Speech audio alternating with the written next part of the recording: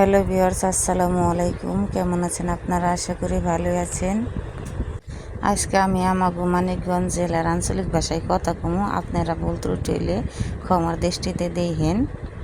আমি প্রথমে গরুর মাংস মশলা দিয়ে মাইকা চুলে বসাই দিতেছি। আমি চুলে বসাই দিছি, মাংসটা বলো কুইটে গেছে, ঢাকনাতে ঢাইকে দিই সিদ্ধনের জন্য। ঢাকনা খোলাই দেখি নারিচের একটু কষাই দিব। প্রচুর ধোয়া উঠতেছে, কষান প্রায় হয়ে গেছে, প্রচুর ধোয়া উঠতেছে। এখন আমি আবার একটু নাইড়ে চাইড়ে দিমু,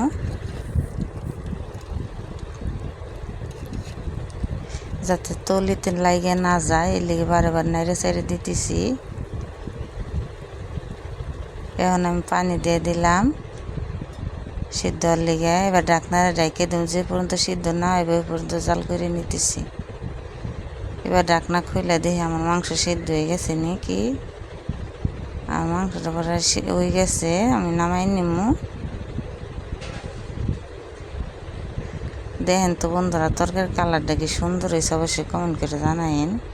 এবার আমি চুলায় সাদা দবদবা পোলাও রান্না করবো, এর লেগে তেল দিয়ে দিলাম তেজপাতা, দারচিনি, এলাচ, লগে দিলাম পেঁয়াজ। এবার ভালো করে নাইড়ে চাইড়ে তার পোলার চাল দিয়ে দিমু। আদা বাটা দিয়ে দিলাম আগে।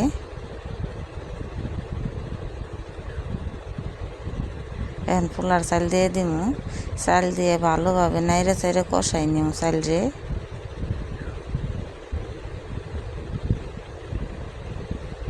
ভালো করে নাইড়ে চাইড়ে কষাই নিতেছি, লবণ দিয়ে দিলাম।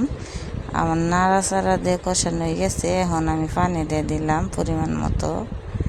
এবার আমি ঢাকনা দিয়ে ঢাইকে দিমু, ঢাকনা খোলাই দিম। বলো করছে নাকি? বলো করছে।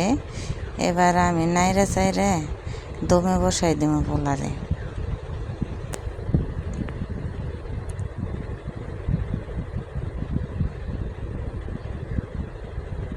এখন ঢাকনা খোলাই দেখুন আমার পোলার দমতে উঠাই দেখলাম হয়ে গেছে গে।